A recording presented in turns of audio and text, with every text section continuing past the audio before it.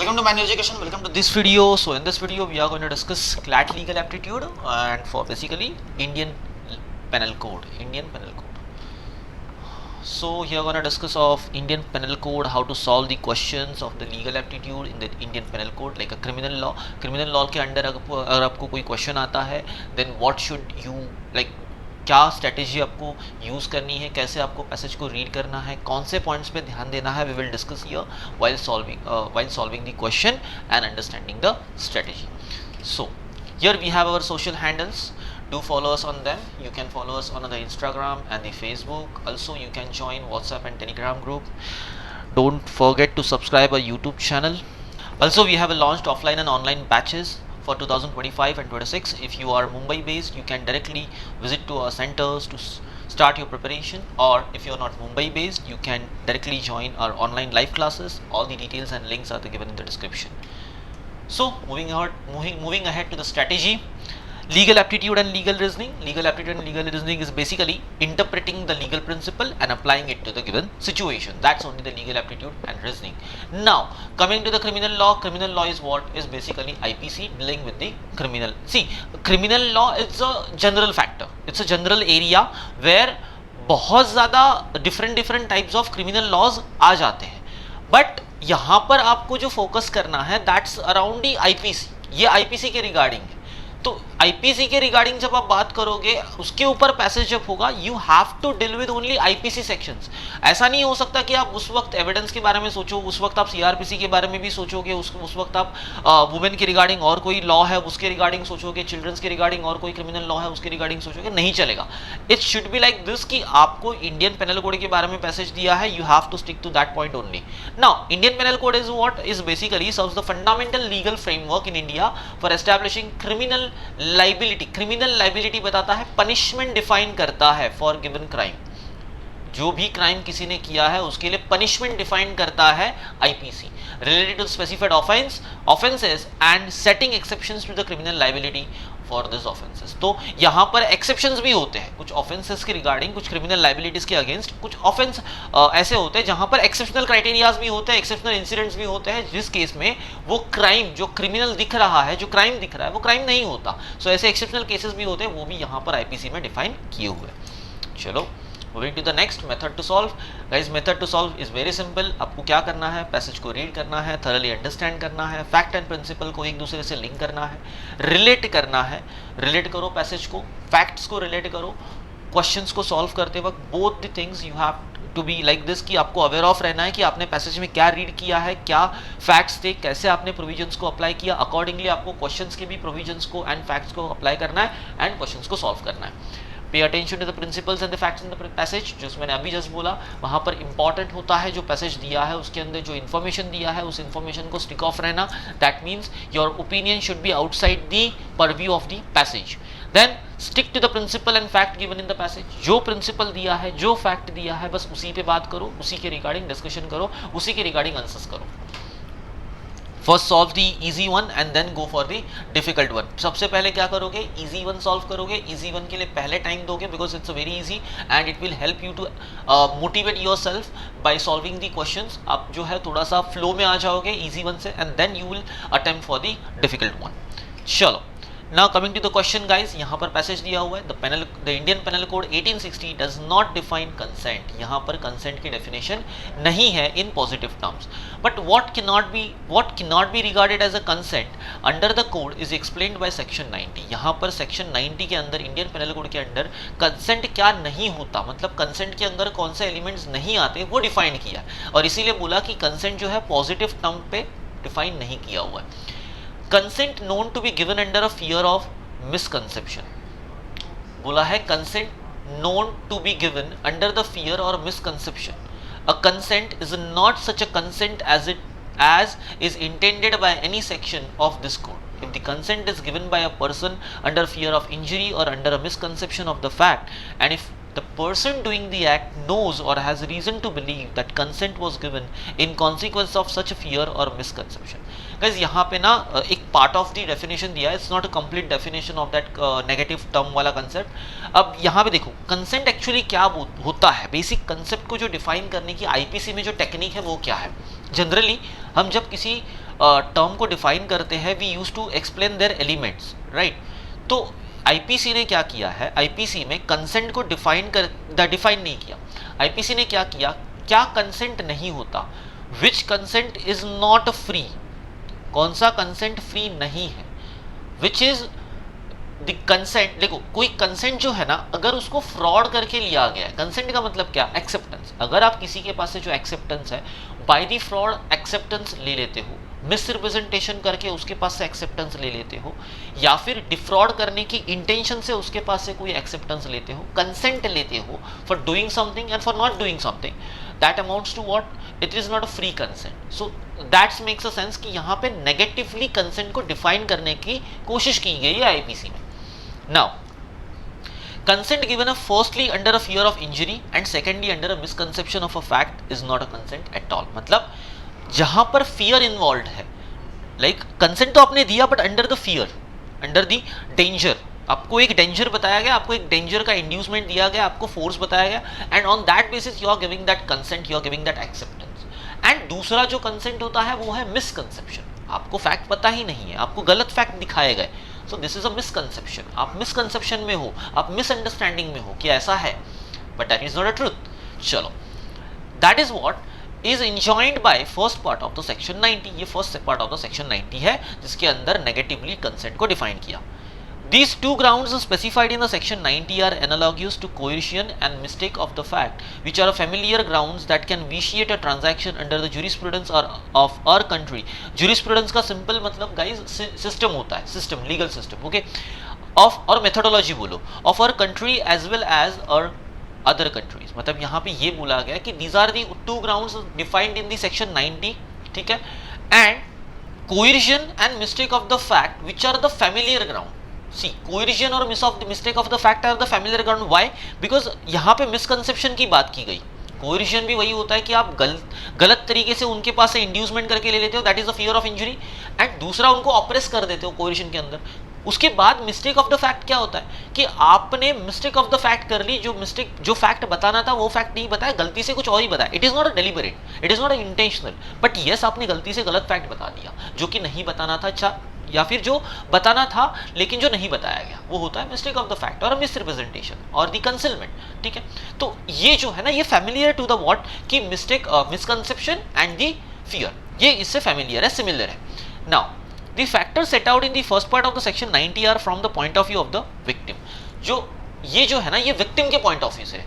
ये कहां से डिस्कस किया जा रहा है, ये विक्टिम के पॉइंट ऑफ व्यू से देखा जा रहा है। जो विक्टिमाइज्ड है उस पर्सन के पॉइंट ऑफ व्यू से कंसेंट को डिफाइन किया जा रहा है। द सेकंड पार्ट, अब जो second half of the 90 section 90 है वो डिस्कस किया है। देखो, second part of the section 90 enacts the corresponding provision for a point of view of the accused. Second point जो है, सेकंड पार्ट ऑफ द जो सेक्शन 90 है, नाउ ये अक्यूज्ड की पॉइंट ऑफ व्यू से बात करेगा। वो क्या है देखो, it envisages that accused too has a knowledge or has reason to believe that consent was given by the victim is consequences of a fear or injury or the misconception of the fact। देखो, पहले section 90 क्या बोलता है कि victim जो है, और in the case like in a suit you could say that कि वो जो विक्टिम होगा वो प्लेंटिफ होगा, और जो यहाँ पर जो अक्यूज्ड होगा वो कौन होगा, डिफेंडेंट होगा।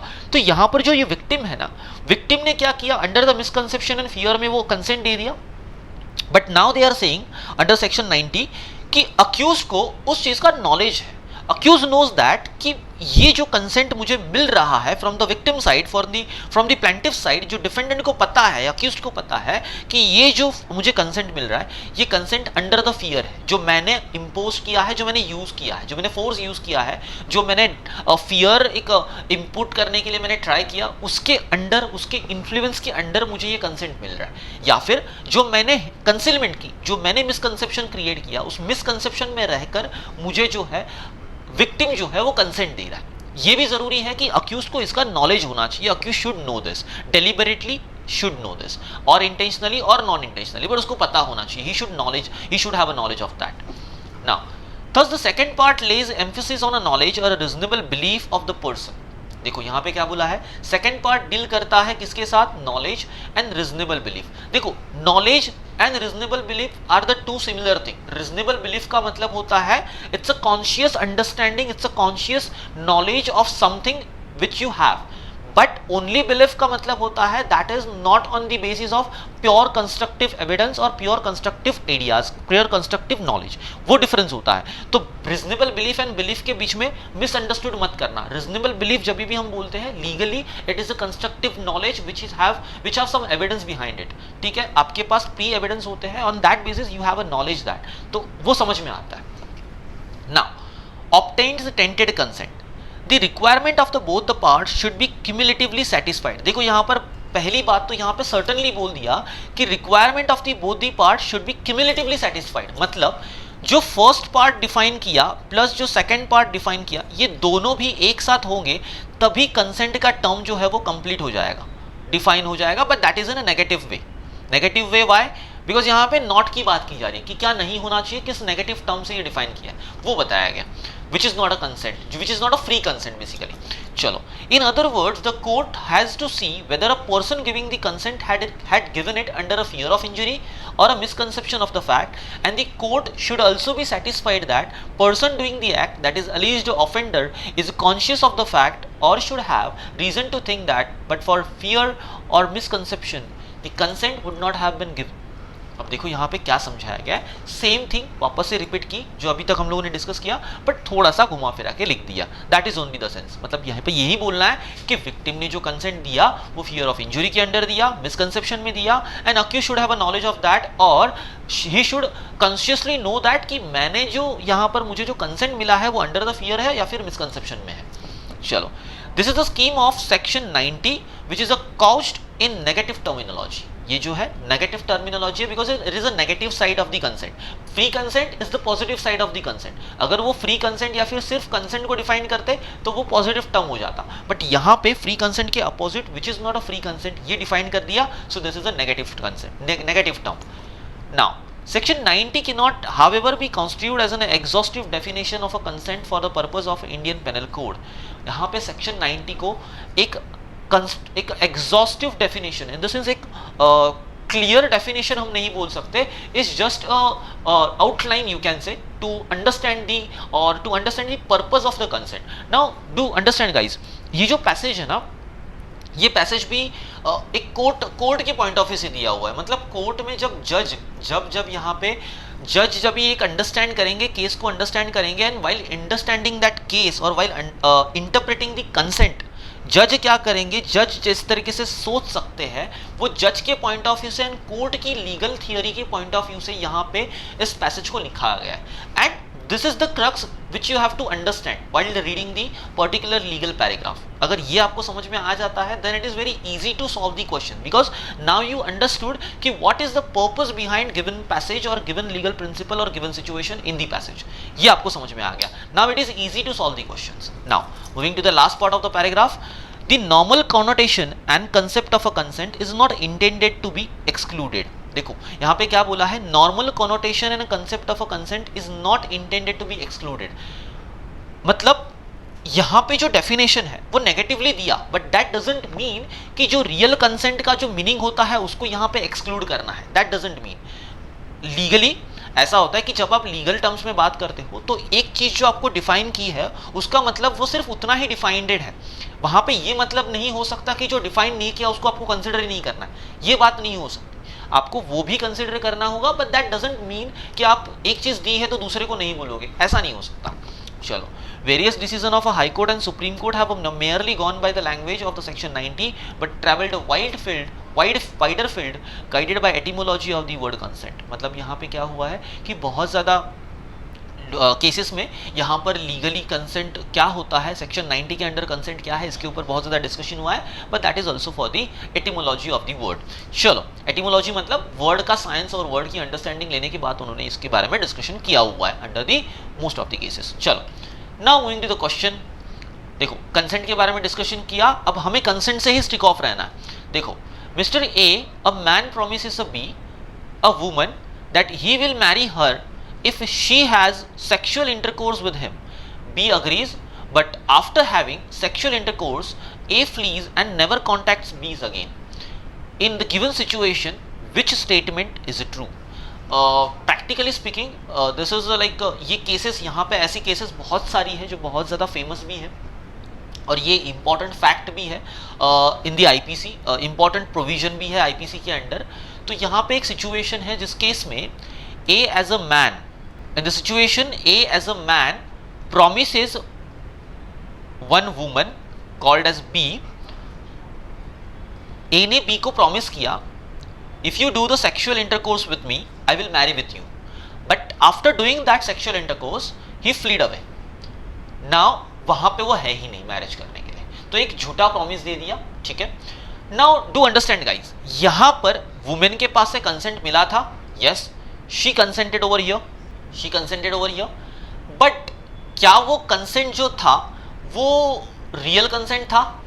क्या वो कंसेंट जो था वो एक लाइक इस तरीके से था क्या कि ये चीज़ होगी?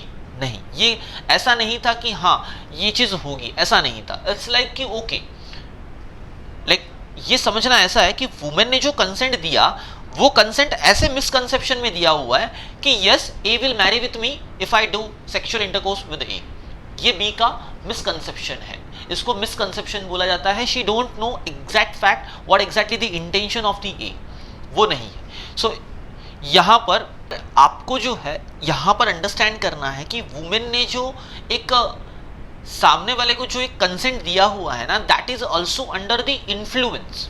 Because now to understand guys, यहाँ पर बी एंड ए के बीच में जो रिलेशन था वो रिलेशन समवेयर एक अनड्यू इन्फ्लुएंस के अंडर आता है। अनड्यू इन्फ्लुएंस का मतलब होता है किसी ने किसी को कंसेंट दिया है, but that consent is somewhere under the misconception of the fact, but that misconception of the fact is under the influence of that person with him, with that person। मतलब ये जो A जो है ना B के साथ में है, अब इस A का जो है एक मॉरल अफेक्शन या फिर उस पर्सन का जो लव एंड अफेक्शन है उसकी वजह से उस अनड्यू इन्फ्लुएंस के अंडर आके B ने क्या कर दिया, कंसेंट दे दिया। Now consent for the sexual intercourse was given under the undue influence would be the true, ठीक है। देखो अब यहाँ पे बाकी की चीजें एलिमिनेट करने का रीजन क्या है? मिसकंसेप्शन ऑफ द फैक्ट का मतलब होता है कोई ऐसा फैक्ट जिसके बारे में झूठ बोलना। अब यहाँ पे फैक्ट नहीं है, दिस इज एन इंटेंशन, यहाँ पे इंटेंशन की बात होती है। मतलब ऑप्शन यहाँ पे ए ने जो किया वो तो डिफ्रॉड करने की इंटेंशन से किया, just to get an advantage, to take an advantage, but that's not a fact, right. ये तो इंटेंशन की बात हो गई, तो वो फैक्ट नहीं होता, तो एलिमिनेट हो गया। ऑप्शन बी सेज कि it's a fear of injury, no, यहाँ पे कोई फियर ऑफ इंजरी नहीं है, तो ये भी नहीं होगा। दूसरा विदाउट बोला है मिसकंसेप्शन, तो ये तो रॉन्ग ही हो गया, so option C would be your correct answer.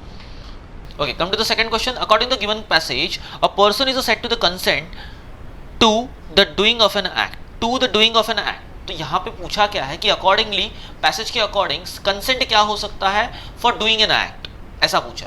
अब हमने जो पैसेज में देखा वो नेगेटिवली डेफिनेशन था, we could consider it is in a positive way, ठीक है। अब देखो यहाँ पर option A says a person agrees to do an act without a misconception of the fact or fear of injury.